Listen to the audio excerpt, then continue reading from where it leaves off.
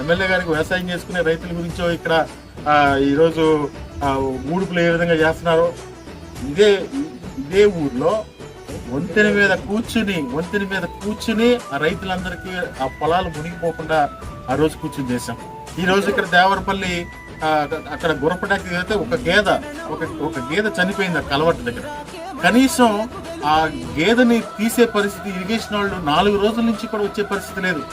అంటే మీరు నీళ్ళు ఇవ్వకపోగా గురపటెక్క తొలగించకపోగా కనీసం ఆ నీళ్లు కూడా అక్కడ మనుషులు తిరిగే పరిస్థితి కూడా లేకుండా చేస్తా ఉన్నారు. ఇదంతా కూడా ఏ విధంగా మరి ప్రజలు మిమ్మల్ని ఎన్నుకున్నారు, ఎన్నో ఆశలు పెట్టుకుని మిమ్మల్ని ఎన్నుకున్నారు. కుమార్ రాజా గారు, మీరు మొదటిసారి ఎమ్మెల్యే అయ్యారు.